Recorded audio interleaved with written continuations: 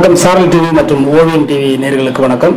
இன்றைக்கு நாம் பிரபலமான வில்லிசை கலைஞரும் ஆன்மீக சொற்பொழிவாளருமான திரு கணேச பாலன் அவர்களை இன்னைக்கு சந்திக்க வந்திருக்கோம். வணக்கம் சார். சாய்ராம். எப்படி இருக்கீங்க? நல்லா இருக்கேன். இப்போ நீங்க நிறைய மக்கள் உங்களை கணேச பாலகன் அப்படின்னாலே பிரபலமான ஒரு நபர். கண்டிப்பா அப்படிங்கிறாங்க. அது மட்டும் இல்லாம அவர் ஒரு ஆன்மீகவாதி. இன்னைக்கு ஆன்மீகத்துல இருந்துட்டு வில்லுப்பாட்டு படிக்கணுங்கிறது பெரிய விஷயம். கண்டிப்பா அப்படிங்கிறாங்க. இந்த வில்லிசைக்கு நீங்க உங்களை பத்தி சொல்லுவீங்க இல்லைக்கா மக்களுக்கு? வில்லுப்பாட்டு நாங்க ஒரு வில்லுப்பாட்டு எங்க குடும்பத்துல பாரம்பரியமா யாரும் பாடல. நானா அதை பாடணும்னு ஒரு முயற்சி பண்ணேன். அது குருவா இருந்து யார்ட்டையும் முறைப்படி கத்துக்கிடல. அதை நானா தான் சும்மா விளையாட்ட ஆரம்பிச்சேன். அளவுக்கு எத்தனை வயசுல விளையாட்டுறீங்க? விளையாடுறது இப்ப 26 வருஷம் ஆயிட்டு. நாங்க எனக்கு ஒரு 20 வயசு 22 வயசுலயே ஆரம்பிச்சுக்கிட்டேன். அப்பா, 22 வயசுல இப்ப நீங்க எப்படியாவது உங்களுக்கு குருநாதர் யாரும் இருக்காங்களா? குருநாதர் எல்லாமே இறைவன் தான். நான் சித்தர்களை ரொம்ப பிரியமா கும்பிடுவேன். சாதுகளை ரொம்ப தேடி பார்ப்பேன். சாதுகளுடைய தொடர்பு எனக்கு ரொம்ப உண்டு. மற்றபடி சாமிகளுடைய இதுல சாதுகளை ரொம்ப சித்தர்களை வழிபாடு பண்ணுவேன். சத்யசாய் பாப்பா நிறைய ஒரு பர்சாமல்காரல் கொடுத்திருக்காரு. நிறைய மகான்களை பார்த்து சில ஆசீர்வாதம் வாங்கினதுனால அது கிடைச்சது நம்மளுக்கு. எல்லாமே மனப்பாடம் தானே. இப்போ நீங்க இந்த ஆன்மீகத்துல எந்த வருஷத்துல ஸ்டார்ட் பண்ணீங்க? ஏன்னா 14 வயசுலயே ஆன்மீகத்துக்கு உள்ள வந்துட்டேன். இப்போ ஆன்மீகத்துக்கும் உங்களுக்கு குருநாதர் யாரும் உண்டுமா? அப்படி சார், ஆன்மீகத்துக்கு எல்லாமே குருநாதர் இறைவன் தான். இல்ல நீங்க கோவில்பட்டியில சொந்த ஊர் கோவில்பட்டி தானே சாமி? இல்ல, எங்களுக்கு சொந்த ஊர் சாயமலை ஏரியா. சாயமலை ஏரியானா எந்த ஏரியா? கழுகுமலை தெற்கு வரும். ஓ சரி. அது வடக்கு புலாங்கலாம். அப்படிங்களா? அப்பா அம்மா என்ன பண்றாங்க? அப்பா அம்மா விவசாயம் சேர்ந்தவங்க தான். உங்க கூட பிறந்தவங்க எத்தனை பேர்? நாங்க 6-7 பேர். 7 பேர். ஆண்கள் எத்தனை? பெண்கள்? பெண்களை பிள்ளைய 4 பேர். ஓ, 3 அக்காளுக்கு இளைய பையன். நாங்க பையங்க 3 பேர். அப்ப அக்கா தங்கச்சி எல்லாம் நீங்க தான் கல்யாணம் இருக்கீங்க? இல்ல, எல்லாருமே நல்லா அப்பா எல்லாருக்குமே கல்யாணம் பண்ணி கொடுத்தாங்க. தங்கச்சி மட்டும்தான் நான் கல்யாணம் பண்ணி கொடுத்தேன். தங்கச்சி. சந்தோஷம். இந்த லிங்க காளியம்மன் கோவில் அப்படிங்கிறது ரொம்ப பிரசித்தி பெற்ற கோயிலா இருக்கு. நிறைய பேர் பூக்குழி இறங்குறது, அப்புறம் விரதம் இருந்து வர்றது, நடைபயணமா வர்றதெல்லாம் நான் பாத்திருக்கேன். அந்த கோயில் எப்படி நீங்க உருவாகுனது அப்படின்னு கேட்கிறேன். நான் சாதாரண ஒரு கோழி பண்டிகையில தான் வேலை பார்த்தேன். கோழி பண்ணையில ஆரம்பத்துல? ஆமா. எத்தனை வயசுல பண்ணீங்க? ஒரு 10 வயசு 12 வயசுலயே கோழி பண்ணையில எடுத்தேன். எனக்கு கனவுல தெரிஞ்சது அந்த லிங்கத்தை நான் எடுத்தேன். ஆமா, அது உங்களுக்கு அந்த விஷயம் உங்களுக்கு தெரியாது இல்லையா? கனவுல சொல்லித்தான் அதை எடுத்தேன். கனவுல கண்டது நீங்க எப்படி கனவு? எனக்கு அம்மா விளையாண்டு இருந்துச்சு. சரி. பெரியம்மா விளையாண்டு இருந்துச்சு. ரொம்ப பெரியம்மா விளையாண்டு அந்த எனக்கு அந்த விக்கிரம் எனக்கு தெரிஞ்சது கனவுல அதை தோண்டி அது மன்னர்கள் ஆண்ட இடம். எந்த இடத்துல? அதே இடத்துல இப்ப இருக்கிற இடத்துல பக்கத்துல. எப்படி நீங்க தனியா போய் பாத்தீங்களா சாமி? இல்ல அது கூட 2-3 பேர் சேர்ந்துதான் பார்த்தோம். அது தோணுக்குள்ள இருக்கிற மாதிரி தெரியுது அப்படின்னு 2-3 பேர் சேர்ந்துதான் தோணும். இல்ல, சில ஆன்மீகவாதிகள் என்ன சொல்லுவாங்கன்னா, ஒரு சிலையோ அல்லது ஒரு தெய்வீக பொருளோ எதுவும் கிடைச்சுன்னா அதுல ஏதாவது ரத்த பலி, ரத்த சொட்டு ஏதாவது கொடுக்கணும், கொடுத்து தோண்டி பார்க்கணும் அப்படிப்பாங்களா? அப்படிலாம் இல்ல, அதெல்லாம் கிடையாது. ரத்த பலிகள் அது கிடையாது. சைவ வழிபாடு தான். நான் எப்பவுமே சைவ வழிபாடு தான். நாங்க எங்க குடும்பத்துல எல்லாரும் மட்டன் சாப்பிட்டாங்க. நான் அந்த குழந்தையா இருக்க காலத்திலேயே மட்டன் விருப்பப்பட மாட்டேன். நான் அந்த லிங்க காளியம்மன் இப்ப பாத்தீங்கன்னா லிங்க மாரியம்மன் நிறைய பாத்தீங்கன்னா அந்த வெள்ளக்கோணம்பட்டி நிறைய ஊர்கள்ல உங்க கோயிலை சார்ந்து பெண்களுக்கும் ஆண்களுக்கும் பேர் வைக்கிறாங்க. நிறைய வச்சிருக்காங்க. நிறைய வரப்பிரசாதம் பெற்ற அம்மன் தமிழ்நாடு ஃபுல்லா இருந்து வர்றாங்க. நிறைய ஸ்டேட் எல்லாம் வராங்க. அதர் ஸ்டேட்ல கேரளால இருந்து வராங்க. லிங்க மாரியம்மனை பத்தி பேசிட்டு இருக்கோம். லிங்க மாரியம்மன் முத நீங்க ஸ்டார்ட் பண்ணும்போது வருஷம் பூஜை பண்ற மாதிரி பண்ணீங்களா? இல்ல டெய்லி பூஜை? டெய்லி பூஜை நடக்கும். டெய்லி பூஜை.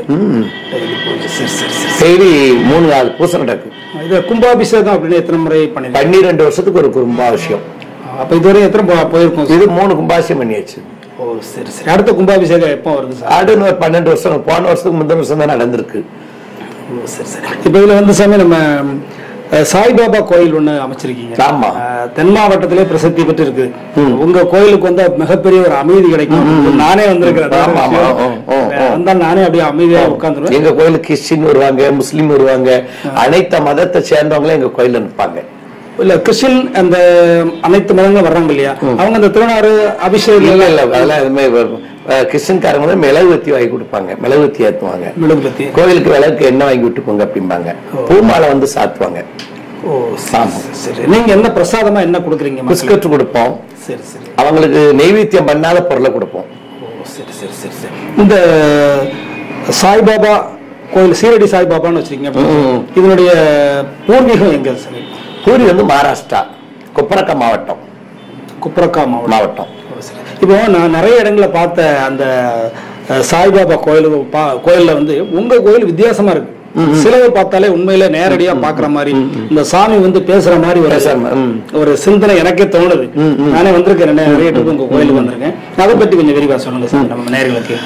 ஷிரடி சாய்பாபா நான் ஒரு சாதுகளை ஒரு முறை பார்க்க போனேன், ரொம்ப சொல்ல வேண்டியிருக்கு. ஒரு சாதுகளை பார்க்க போகும்போது சில எனக்கு வாக்கு கொடுத்தாரு, நீ பாபா கோயில் கட்டுவ அப்படின்னு சொன்னாரு. பாபா கோயில் கட்டுன்னு சொன்ன உடனே கோயிலுக்கு இடம் வாங்கல, கோயிலை கெட்டல. நான் பாபா அதுக்கு முன்னாடி கோயிலை கட்டுறதுக்கு 2 வருஷம் முன்னாடி பாபாக்கு ட்ரெஸ் எல்லாம் எடுத்து வச்சிருந்தேன். கோயில் கிட்ட ட்ரெஸ் எல்லாம் எடுத்து வச்சிருந்தேன். இந்த அப்ப ஒரு ஆளுக்கு இந்த ட்ரெஸ் என்ன அப்படின்னா, பாபா கோயில் கெட்ட போறேன் அப்படின்னு. இடம் அப்ப எங்க கட்ட போறேன், நான் இடம் நிமித்தம் வாங்க போறேன் அப்படி. அவர் சிரிச்சாரு, சவுளி கிடக்காரு. இல்ல எனக்கு அது காமெடியா இல்ல.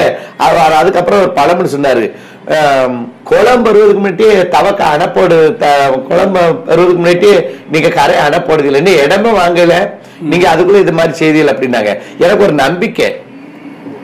நான் இவ்வளவு இசை பண்ணி நான் எனக்குன்னு எதுவுமே உபயோகப்படுத்தல, எல்லாம் மக்களுக்காகத்தான் செலவு பண்ணிக்கிட்டு இருக்கேன். நைட்டு வில்லுப்பாட்டு பாடுத மக்களுக்கு செலவழிக்கும், மக்கள் சொத்தை மக்களுக்கே சாப்பிடட்டும். நம்மளுக்கு நீ என்ன, உங்களை மாதிரி ஆட்கள் இருக்காங்க, இது போதுமே. இல்ல உங்க சேவைகளை பத்தி நான் நிறைய தெரிஞ்சிருக்கிறேன். அது மாதிரி வேலைக்கிழமை ஆனா உங்க கோயில் ரொம்ப பரபரப்பா இருக்குது. ஆமா, என்ன மதியம் ஒரு 12 மணிக்கெல்லாம் 5000 பேரை பார்க்கலாம். வாரம் வாரம் 5000 பேர் சாப்பிடுறாங்க. சாப்பாடெல்லாம் குவாலிட்டான சாப்பாடு தான். இல்ல நிறைய பெரிய பெரிய கோயில் எல்லாம் கொடுக்க முடியாத ஒரு இதை வந்து நீங்க வேலை நிறைய கொடுக்காங்க, மக்கள் செய்தாங்க. என்னுடைய உழைப்பு நைட்டு 100 நாள் 120 நாள் எல்லாம் முடிப்பிருந்திருக்கேன்ல நானு. கண்பாம்பா 120 நாள் வரைக்கும் முடிப்பு இருந்திருக்கேன். இல்ல நான் அதை கேள்விப்பட்டிருக்கேன். அதாவது நைட்டு ஃபுல்லா நீங்க வந்து வில்லுக்கு போறீங்க, ஆனா காலையில நல்லா ரெஸ்ட் எடுத்துட்டு இருப்பாரு அப்படின்னு வந்து பார்த்தா காலையில பூஜை பண்ணிட்டு டைம் எல்லாம் கிடைக்காது. வண்டியில போவையில வரையில தூங்குத டைம் தான். சில வெள்ளிசை கலைஞர் எல்லாரும் பாடிட்டு போய் தூங்குவாங்க. தூங்குனாங்க, வீட்டுல கரை தட்டது சாப்பாடு கொடுப்பாங்க, தூங்குவாங்க. அடுத்து வில்லுக்கு கிளம்புறது வரைக்கும் தூங்குவாங்க, கரெக்டா சாப்பாடு. ஏன்னா சாப்பாடெல்லாம் என்ன எதிர்பார்க்க முடியாது.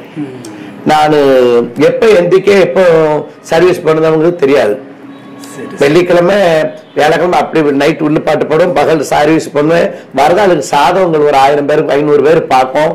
இல்ல ஜாதகம் பாக்குறதுக்கு வரிசையில உட்கார்ந்து இருக்கிறாங்க, அது எனக்கு புரியல. அதாவது சாதம் வருஷப்படி வருவாங்க, ஆளுக்கு கூட்டம் ரொம்ப வந்துச்சு, எல்லாத்தையும் ஒன்னா கூப்பிட முடியாது இல்லையா? இல்ல அதை பார்க்கும்போது உங்களுக்கு நீங்க மக்கள் வந்து கூடி இருக்கிறது உங்களுக்கு எரிச்சல் விட்டுதா இல்ல சந்தோஷமா? எரிச்சல் சொல்லக்கூடாது, பொது சேவை நம்ம வாங்கி வந்த வரோம். அந்த ஆளு அவங்க வந்து என் மேல கோவப்படலாம், நீங்க என் மேல கோவப்படலாம், நான் உங்க மேல கோவப்பட பார்க்கும்போது வரிசையில அப்படி நிக்கிறாங்க, ஆனா நீங்க சிரிச்சு பேசி சந்தோஷமா இருக்கிறீங்க. ஆமா ஆமா, சில மனிதனுக்கு ஒரு ஆறுதல் தானே. இரவு முடிச்சுட்டு வந்திருக்கோம் அப்படிங்கிற ஒரு எரிச்சல் இருக்கு, அந்த இது வராது எனக்கு. ஏன்னா நீங்க என் மேல கோவப்படலாம், நான் உங்க மேல கோவப்படலாம். என்ன தேடிட்டு வந்திருக்கியே, வீட்டுக்கு வந்தவங்களுக்கு ஒரு மறுவாதின்னு ஒண்ணு இருக்கு இல்லையா? இல்ல இந்த அதாவது ஜாதகம்ங்கிறது வந்து உங்ககிட்ட பார்த்தது வந்து ரொம்ப பிரபலமா இருக்குது, அவங்க சொன்னதெல்லாம் நடக்குது அப்படிங்கிறாங்க. பட் இதுக்கு நீங்க தான் ஆர்வம் வந்து படிச்சிருக்கீங்களா? இல்ல இல்ல இல்ல இல்ல, எல்லாமே ஒரு என்ன ஆறுதல். எந்த மகா எந்த பள்ளிக்கூடத்துல படிச்சாங்க? இல்ல ஆர்வம் படிச்சாதான் ஜாதகத்தை. கொங்கனார் எந்த காலேஜ்ல படிச்சாரு, பள்ளிக்கூடத்துல படிச்சாரு, கோரக்கர் எங்க படிச்சாரு, ஷிரடி பாப்பா எங்க படிச்சாரு, சத்யசாய் பாப்பா படிச்சாரு. பெரிய மகாங்கள்லாம் சித்தர்கள் ஞானிகள் எந்த பள்ளிக்கூடத்திலும் போய் படிக்கலையே. அப்புறம் எப்படி சாமி அப்படி கரெக்டா ஒரு கணக்கு தான், ஒரு அனுபவம் தான். அனுபவம் தானே படிப்பு, அனுபவம். அந்த நாங்கள சாதாரண கிராமத்துல வந்தவங்க ஆடு மாடு வச்சவங்க தான். அந்த கிரக நிலைய சொல்றீங்க? ஆமா, கிரக நிலைமை பார்த்து அமைக்குது. நான் சாதகத்தை ரொம்ப ரொம்ப கருத்தா கணிக்கணும்னு ஆசைப்படுவேன். நான் காசு பணத்துக்கு ஆசைப்பட மாட்டேன். எல்லா சாதகக்காரங்களும் நான் அவ்வளவு கொடு இவ்வளவு கொடுன்னு கேட்பாங்க இல்லையா, எனக்கு அது ஒத்து வராது. ஒரு ஆள் ஒரு சூழ்நிலையில இருப்பாங்க. நான் ஒரு முறை பார்த்தேன், ஒரு ஆளுக்கு நீங்க ஜாதகம் பார்த்துட்டு 500 ரூபாய் நோட்டை வைக்கிறாங்க, நீங்க அப்படியே எடுத்து சில்லறை கொடுக்குறீங்க. இல்ல இருக்கட்டும் சாமி சொன்னா அதெல்லாம் முடியாது, இன்னும் திரும்ப கொடுத்து அனுப்புறீங்க. ஆமா, அது தப்பு இல்லையா? குறிப்பிட்டது போதும். ஒரு சூழ்நிலை, ஒவ்வொரு மனிதனுக்கு ஒரு சூழ்நிலை இருக்கும், அவங்களை போய் நம்ம தொந்தரவு பண்ணக்கூடாது. ஒரு என்ன கஷ்டத்துல அவங்க ஜாதகத்தை எடுத்துட்டு வராங்க, அதை அவங்க யோசிப்பாங்க. உட்கார்ந்த இடத்துல நம்ம அப்படி 500 1000 ரூபாய் ஆகணும், அவங்களுடைய நிலைமை என்ன ஆகும்? அவங்க செய்யணும் இருக்கும்போது பகவான் செய்வாங்க இல்லையா? இறைவனுக்கு எது தேவைன்னு வாங்கிக்கிடுவாங்க. உங்கள்கிட்ட எவ்வளவு வாங்கணும் அப்படிங்கிறது பகவான்களுக்கு தெரியும். நீங்க எவ்வளவு கொடுக்கணும் உங்களுக்கு தெரியும், அந்த அறிவு தெரியும். இப்ப இந்த ஜாதகம் பாக்குற ரூபாயெல்லாம் நீங்க இந்த எல்லாமே ஆன்மீகத்துக்கு தான் அன்னதானமா. ஆமா ஆமா ஆமா, ரொம்ப சந்தோஷம். எங்களுக்கு தனியார் கோயில் கடை ரேட்டிங்களுக்கு கரண்ட் பில்லு மாசம் 18,000 ரூபாய் வருது. கரண்ட் பில்லு டெய்லி 24 மணி விளக்கு எரிஞ்சுக்கிட்டே இருக்கும். எண்ணெயெல்லாம் எரியுது, நான் பார்த்தேன் 24 மணி நேரம் எரியுது, விளக்கு எரிஞ்சுக்கிட்டே. இன்னொரு கேள்வி உங்ககிட்ட கேட்கணும். அங்க வந்து ஒரு விறகு வச்சு அனல் எரிஞ்சுக்கிட்டே இருக்கு இல்லையா? ஆமா, அது யாகசாலை. அது என்ன யாக? அது பேர் வந்து துணி. அது வந்து அது பேர் வந்து அக்கினி எரியுது இல்லையா? அது வந்து வடமொழியில வந்து துணி. நம்ம அக்கினின்னு வச்சு கொடுத்தோம். பாபா அது பிடித்த சிறுடி பாபா பிடிச்சது அது ஒண்ணுதான். அதுல வேப்பவரை வாங்கி வைப்பாங்க, மட்டை தேங்காய் வாங்கி போடுவாங்க, நம்மதானியங்கள் வாங்கி போடுவாங்க. அது ஏன் எரியுது அப்படின்னா பாபா எங்கெங்க இருந்தாலும் அந்த அக்கினி இது இருக்கும். அத நாங்க 26 சிறுடியில இருந்து நாங்க கங்கு எடுத்துட்டு வந்தோம். பாபா பிறந்த இடத்துல இருந்து அவர் வச்சுட்டு போன யாகத்துல இருந்து கங்கு எடுத்து வண்டியில ஓட்டு கறிக்கட்டை ஓட்ட கொண்டு வந்தோம். தொடர் அணையா வழக்கா அந்த அக்கினி இன்னும் எரிஞ்சுக்கிட்டே இருக்கு. 24 மணி நேரம் எரிஞ்சுக்கிட்டு இருக்கு. அதுல தேங்க அது முன்னோர்கள் செய்த கர்ம வினைகள், நம்மளை அறியாம செய்த தவறுகள், பாவங்கள் அந்த அக்கினி இருக்கு. அதுக்காக போடுவாங்க. அந்த இப்ப நீங்க வந்து எப்ப எடுத்துட்டு வந்தீங்க? இதுவரை அணையாம இருக்கு இல்லையா? 12 வருஷம் அது கோயில் கட்டி 12 வருஷமா அணையா விளக்க 24 மணி வர வச்சுக்கிட்டே இருக்கும். அதுக்கு தனியா நீங்க ஆள் போட்டிருக்கோம். அது ஆன்மீக சேவை ஆள் இருக்காங்க.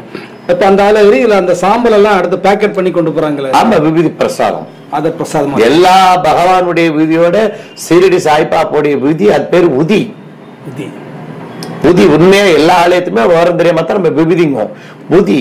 அந்த உதியை எடுத்து சில தண்ணீர் ஓட்டு சாப்பிட்டாலும் சில நோய்கள் கூட ஐதியம். அது உண்மை நடக்கு. ஒரு மனிதர் கேன்சர் நோயை குணப்படுத்துது. அத சீரடியில தங்கத்தை விலை கொடுத்து வாங்கல, விபூதி விலை கொடுத்து வாங்க முடியாது. ஒரு சுத்துக்கு ஒரு விதி தான் தரும், ஒரு பாக்கெட் தான் தருவாங்க. நீங்க ஒரு சுத்து சுத்திட்டு வந்தா அடுத்த உடனே நீங்க இருக்கே நீங்க ஒரு 10 பாக்கெட் கொடுங்கலாம் கொடுக்க முடியாது. அது எது கிடைக்கல அது ரொம்ப பிரமாதம் படுது. அந்த உதி கிடைக்கணும். இந்த சிலை அமைப்பு பாத்தீங்கன்னா அப்படியே நான் இப்ப முதல்ல சொன்னேன் இல்லையா, அதை பார்க்கும்போது அப்படியே உயிரோட இருக்கிற மாதிரி ஒரு இது இருக்குது. அது எப்படி அந்த சிலை எங்க பண்ணீங்க? நான் மகாராஷ்டிரா ஆர்டர் பண்ணி நீங்க போய் பண்ணீங்களா? இல்ல, நாங்க ஆர்டர் பண்ணிருந்தோம். ஆர்டர் பண்ணோம். அதெல்லாம் பெரிய ஒரு அதிர்ச்சியம். ஒரு ஆள் கும்பாசியம் பண்ணுங்க, நீங்க கோயிலை கட்டுங்க. அது எப்படி இடம் வாங்கணும், எப்படி கோயில் கட்டணும், எவ்வளவு பணம் செலவழிச்சோம் அப்படிங்க எனக்கு இன்னும் இது வரைக்கும் எனக்கு தெரியல. ஆமா, குறைந்தபட்சம் அது ஒரு குறைஞ்ச ஒரு 5 கோடி தான் இருக்கும். நான் வாங்கல சென்ட் 1,10,000 ரூபாய், 11 சென்ட். அந்த இடத்துக்கு எப்படி பணம் கட்டணும்னு எனக்கு ஒண்ணும் புரியல. அது காரணம் வில்லுப்பாட்டு தான். அடுத்து அதே வருஷத்துல இடம் வாங்கி கோயில கட்டியிருக்கோம். அப்ப இந்த வில்லுப்பாட்டு படிக்கிற காசுக்குள்ள அந்த ஆன்மீகத்துக்கு தான் எனக்கு எதுக்கு? நீங்க எது சம்பாதிக்கலையா? எனக்கு எதுக்கு சம்பாதி? பெரிய பெரிய செயின் எல்லாம் போட்டிருக்கீங்க. இது வில்லிசை கலைஞர்களுக்கு தேவை. இது ஒரு அழகு ஆடபாதி ஆள் பாதி இருக்காங்க இல்லையா? கண்டிப்பா. அதனால அந்த இது அப்புறம் மத்தபடியில என்ன சாதம் பாக்குற இடத்துல பார்த்தா ஒரு கிழிஞ்ச வேஷ்டிதான் கட்டிக்க. வில்லிசையில நான் பார்க்கும்போது உங்க சக கலைஞர்கள் இருக்காங்க இல்லையா, அவங்க கண்ணுக்குள்ள மக்கள் மேல இல்ல, உங்க நகை மேலே இருக்கு. என்ன காரணம்? அது அதான் எங்க செட்டுக்காரங்களே சொல்லுவாங்க, என்னைக்கு பாதி கொடுப்பாருங்க, வெட்டி கொடுங்க. எல்லாருமே எனக்கு ஒத்துழைப்பு பண்ணுவாங்க. சில கதைகளோ ஏதோ ஒரு போயிட்டாலும் எந்த செட்டுக்காரங்களும் அந்த மாதிரி உதவி பண்ண மாட்டாங்க. அவர் எப்படி போனாலும் எங்க செட்டுக்காரங்க எனக்கு நிறைய உதவி பண்ணுவாங்க. சில செட்ல வில்லுப்பாட்டுக்காரங்கெல்லாம் நிறைய பிரச்சனைகள் இருக்கும். அந்த பிரச்சனை, இந்த பிரச்சனை, சம்பள பிரச்சனை, எனக்கு அப்படி போறேன் இப்படி போறேன் அப்படிம்பாங்க. நான் வில்லுப்பாட்டு ஆரம்பிச்சு 26 வருஷம், அது 26 வருஷமும் ஒன்னா உட்கார்ந்துருக்கான். இந்த பையன் இல்ல, நம்ம முதியவர் ஒரு ஆள் இருந்தாரு, நம்ம ஒரு பெரியவர் பேரோட அவரு உங்களுக்கு வந்து நல்ல சப்போர்ட்டிவா இருந்தாரு கடைசி காலம். அது ஒரு தாப்பன் சாதனை. இப்ப அந்த இடத்தை விட அதை விட பிளஸ் ஒரு ஆள் கிடைச்சிருக்கு. அதான் இறைவனுடைய அனுக்கிறோம். நானே ஆச்சரியப்பட்டேன். அவருக்கு அடுத்து இவரை மாதிரி ஒரு சக பாடகர் கிடைப்பாரா அப்படின்னு நினைச்சேன். பட் இவர் வந்து உண்மையில ரொம்ப ஜாலியா இறைவனுடைய அனுக்கிறோம். சில வில்லிசை கலைஞர்களுக்கு ஆள் கிடைக்க ஆசிரியரா பணியாரு காலேஜ்ல ப்ரொஃபஸரா இருக்கான், வாத்தியார் இருக்காப்ல. எங்க செட்ல அதான் சொல்ல, எந்த எல்லா வில்லுப்பாட்டுக்காரங்க செட்லயும் சில பிரச்சனைகள், சில குழப்பங்கள். நான் வரல, நீ வரல, தண்ணி அடிப்பாங்க, பீடி அடிப்பாங்க. எங்க செட்ல எதுவும் கிடையாது. டீமே நான் கொண்டு வர சொன்னா தான் சாப்பிடுவாங்க. அந்த ஊர்ல இருந்து டீ கொண்டு வாங்க அப்படின்னு சொன்னாரு. நான் கொண்டு வர சொன்ன எங்க செட்டுக்காரங்க எதுவும் கேட்க மாட்டாங்க. எங்க செட்ல யாரும் என்ன மீறி பேச மாட்டாங்க. நானும் அவங்கள மீறி பேச மாட்டேன். நான் உங்க வீட்டுல வந்து சாமி கட்டுப்பாடு அப்படின்னு ஒண்ணு கண்டிப்பா இருக்கும். ஒரு நிறுவனம் இருக்கும்போது கட்டுப்பாடு இருக்கும். உங்க டீம்ல வந்து உங்க குழு வந்து கட்டுப்பாடுன்னு நீங்க என்ன வச்சிருப்பீங்க? என்ன இதான் கட்டுப்பாடு. வேற எந்த தண்ணி அடிக்க கூடாது. தண்ணி அடிக்க மாட்டாங்க. அடிக்கிற ஆளுக்கு இல்ல. அடிக்கிற வந்தாலும் இங்க செட்டுக்கு வந்தாலும் தன்னால மறந்துருவாங்க. தண்ணி அடிக்கிறதுல யாருமே சாமானியமா எங்க செட்டுக்கு வர மாட்டாங்க. வந்தாலும் அப்படி மறந்துருவாங்க. இந்த பயணம் வந்து எத்தனை வருஷமா அந்த வில்லுப்பாட்டு? 26 வருஷமா ஓடி. 26 வருஷமா. இதுல வந்து சமீபம் வில்லு அடிக்கிறோம். ஒரு நாள் ஒருத்தர் வர முடியாத ஒரு நிலை, லீவ் போட்டாரு. நீங்க ஏற்கனவே ஒரு அட்வான்ஸ் வாங்கிருப்பீங்க. இன்னைக்கு இப்போ ஒரு அட்வான்ஸ் வாங்கிருக்கீங்க, வந்திருக்கீங்க. சக பாடகர் வரலன்னா என்ன பண்ணுவோம்? ஒரு ஆள் எப்படி வந்துருவாங்க. அவர் லீவ் போட அப்புறம் அடுத்து ஒரு செட்டுக்காரன் கொண்டாந்து விட்டுருவாங்க. ரெடியா இருக்கு அந்த பையன் இருக்கா அப்படின்னா எனக்கு நாளைக்கு வேலை, நன்னாரம் அனுப்பிட்டு ஒரு ஆள் அனுப்பி விட்டுருவாங்க. இது வரைக்கும் அப்படித்தான் போய்கிட்டு இருக்கு. வில்லு பாட்டு உங்களுக்கு நிம்மதியை தந்திருக்கா? ரொம்ப ரொம்ப நிம்மதி. இல்ல தொழில் ஏன்டா இந்த வில்ல படிக்கிறோம் அப்படிங்கிற மாதிரி என்ன கேட்க? அதெல்லாம் கிடையாது. எனக்கு நிறைய டார்ச்சர், நிறைய பிரச்சனை, நிறைய எனக்கு வேற எந்த பிரச்சனை, ஆன்மீக பிரச்சனை. கோயில் அந்த கோயில பார்க்கணும், இந்த கோயில பார்க்கணும், அவங்களுக்கு சம்பளம் கொடுக்கணும், இவங்களுக்கு சம்பளம் கொடுக்கணும், நம்மளுக்கு இத்தனை நிர்வாகத்தை பார்க்கணும் அப்படிங்கிறது ஒரு இந்த மற்றபடி என் குடும்பம், எங்க அம்மா அப்பா அண்ணன் தம்பி அந்த நினைப்புக்கு நான் போகல. நான் ஏன் கோயில் வச்சு நம்ம ஆரம்பிச்ச ஏற்றி வச்ச விளக்க எரிஞ்சுக்கிட்டு இருக்கணும். இதுக்கு எப்படி பண்ணணும், என்ன பண்ணணும், மக்களுக்கு பார்த்து சாப்பாடு செய்வேன். மதியம் சாப்பாடு காலையில 7 மணி 8 மணி கோதம்பு கூழ். ஆவி ஸ்டாப் போகிற சுகர் பார்ட்டி வரும் சாப்பிட்டு போயிருவாங்க. இருந்து சாப்பிட்ட கூழ் கோதம்பு கூழ். கரெக்டா 12 மணி 12 அப்பள பாயசத்தோட சாப்பாடு, கோல்டான சாப்பாடு. சாயந்தரம் ஒரு வாரத்துக்கு சப்பாத்தி, ஒரு 4500 சப்பாத்தி ஓடுவாங்க. ஒரு வாரம் சப்பாத்தி, ஒரு வாரம் இட்லி. மக்கள் நிறைய ஒத்துழைப்பு பண்ணுறாங்களே சைரா. இதுல வந்து உங்களுக்கு வந்து பற்றாக்குறைன்னு என்னைக்காவது ஏற்பட்டிருக்கு? அந்த வழக்கமா பண்ணக்கூடிய அந்த அன்னதானத்துல பற்றாக்குறைன்னு என்னைக்கு மிஞ்சும் அதெல்லாம் என்ன பண்ணுவீங்க சார்? அதெல்லாம் நிறைய ஆளுகள் கூப்பிட்டு எடுத்துருப்பாங்க. அப்படிமோ இப்போ அந்த வில்லிசையை பத்தி பேசணும், ஆன்மீகத்தை பத்தி பேசணும்.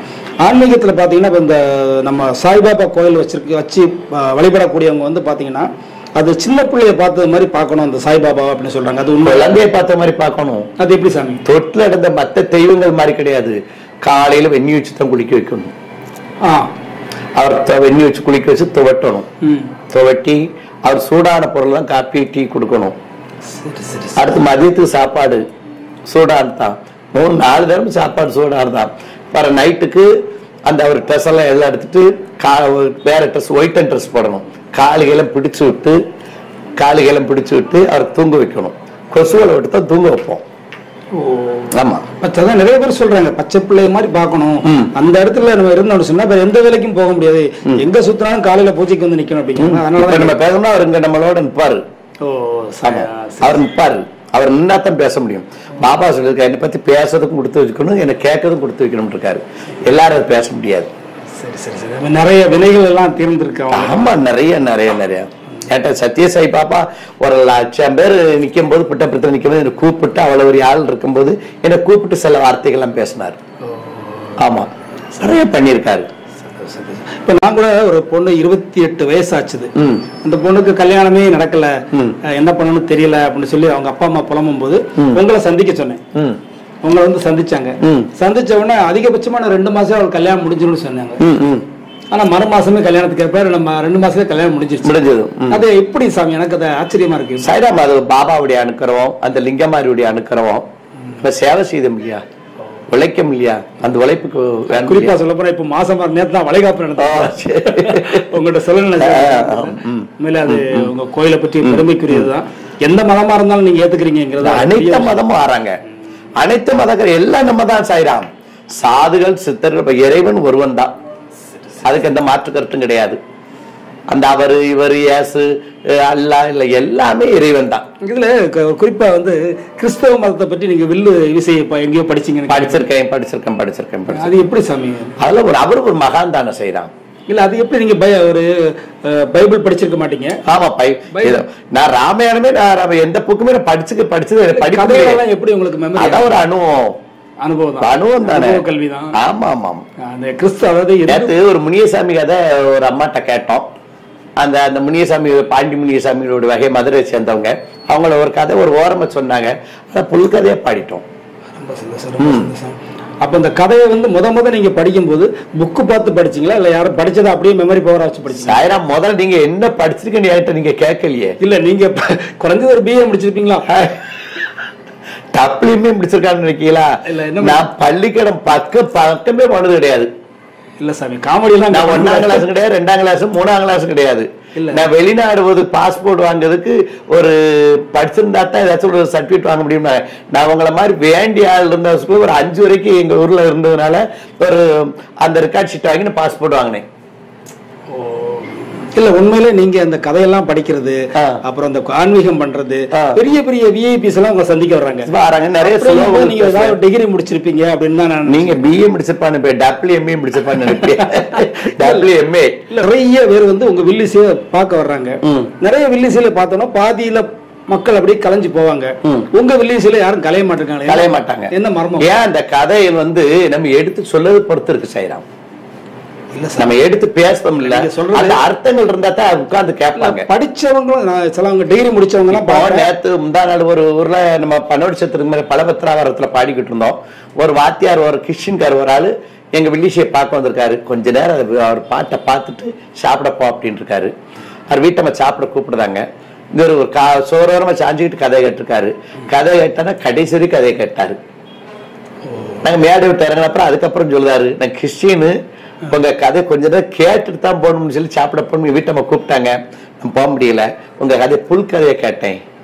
இல்ல நான் ஒரு கதை கேட்கணும் சார். இப்போ நீங்க இந்த வில்லுக்கு இந்துக்கள் ஓகே சொல்லிட்டீங்க, கிறிஸ்டினுக்கும் படிச்சிட்டீங்க, இஸ்லாமியர்கள் வந்து இந்த கோயிலுக்கு வந்து உங்க வில்லு பாட்டெல்லாம் ரசிக்க வராங்களா? எப்படி? நிறைய வராங்க சார். அது எனக்கு அது புரியல சாய்ரா. நம்ம இந்துக்கள் இருந்து அவங்க பிரிஞ்சவங்க தானே செய்யறோம். இல்ல அது ஓகே, பெரும்பாலும் வரமாட்டாங்க. வந்து என்ன கொடுக்குறாங்களா கோயிலுக்கு, ஏதோ கொடுக்குறாங்களா? அன்பளிப்பு கொடுப்பாங்க, டொனேஷன் கொடுப்பாங்க. நம்ம இருக்கங்குடி பக்கத்துல விருதுநகர் மாவட்டத்துல ஒரு ஊர்ல புதுப்பட்டின்னு ஒரு ஊர் இருக்கு. அங்க பாட போற எங்களை சுத்தி இருக்கிறதோட முஸ்லீம் தான் உட்கார்ந்துருப்பாங்க. அவங்க அன்பளிப்பு முதல்ல எங்களுக்கு வரும். நான் பாத்திருக்கேன் முதலியார்பட்டிங்கிற ஒரு ஊர் பக்கத்துல பாத்தீங்கன்னா இஸ்லாமிய பெண்கள்லாம் நிறைய நைட்ல வந்து உட்கார்ந்து நிறைய இன்னைக்கு எங்கிட்ட சாதம் பார்க்கலாம் நிறைய வருவாங்க. அப்படிங்களா? ராமநாடு, கம்மிதி ஏரியா, அவங்களாம் நிறைய ஒரு நம்பிக்கை. இப்ப கூட ஒரு சமயத்திலோட உங்க கோயிலுக்கு ஏதாச்சும் செய்யணும் அப்படின்னு சொன்னாங்க. சொல்லுங்க முகமது அப்படின்னு சொன்னேன். எது ஒரு அழியா பொருளா செஞ்சு இந்த அன்னதானத்து பாத்திரங்கள் இல்லை, உங்களால முடிஞ்சா செஞ்சு விடுங்க. அவர் கொண்டாந்து இறங்கிட்டாரு. அவங்க அனைத்து மதத்துக்காரங்களும் வருவாங்க சாய்ராம். மதம்னு சொல்லக்கூடாது, எல்லாமே இறைவன் தான். எல்லா மதமும் சம்மதமேங்கிற மாதிரி எல்லா மதத்தில இருந்து சித்தர்கள் வந்திருக்காங்க. ஆமா, எல்லா மதத்திலயும் சித்தர்கள் வந்திருக்காங்க. இருக்கிறதுலயே வந்து சாமி நம்ம கோயிலுடைய ஹைலைட் என்ன? அதாவது இந்த கோயில், இந்த எங்க கோயில மாதிரி எந்த ஸ்பெஷலும் மற்ற கோயில் இல்லை அப்படிங்கிற மாதிரி ஏதாவது இருக்குதா? நிறைய நம்ம கோயிலோட நிறைய செய்தாங்க.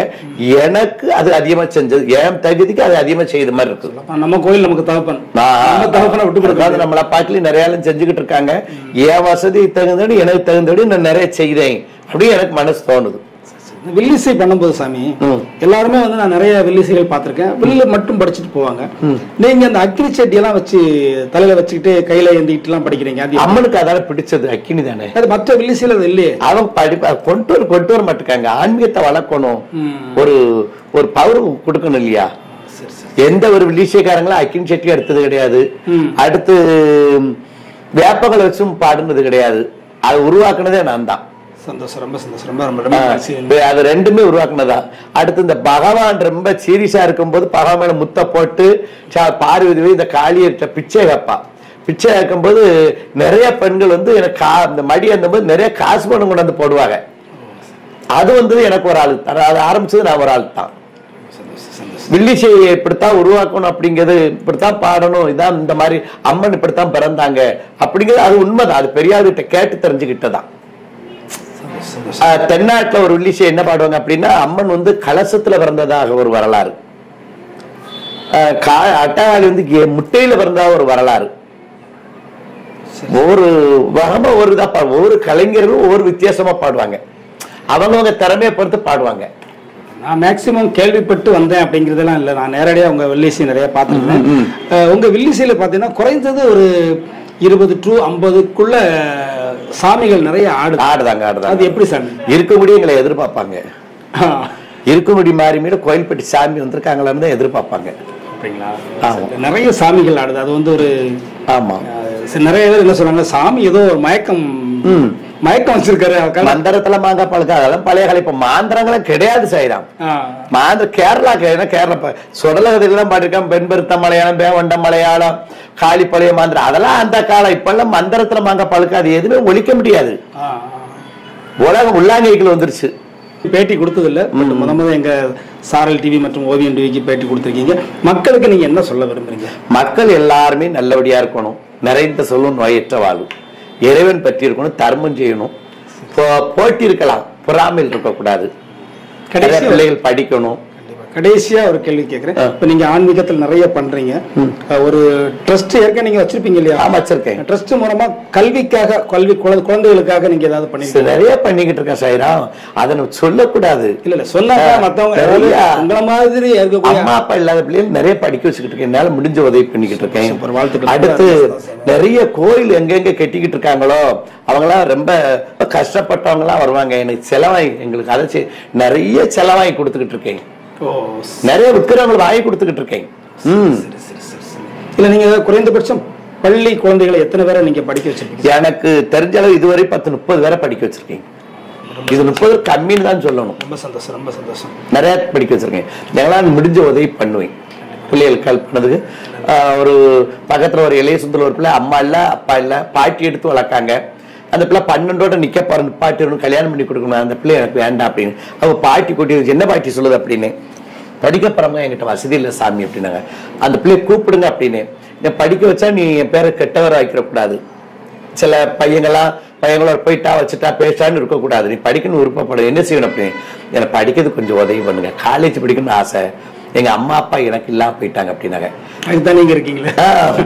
அதை சொல்ல வேண்டாம், உன்னை படிக்க அந்த மாதிரி படிக்க வச்சேன்.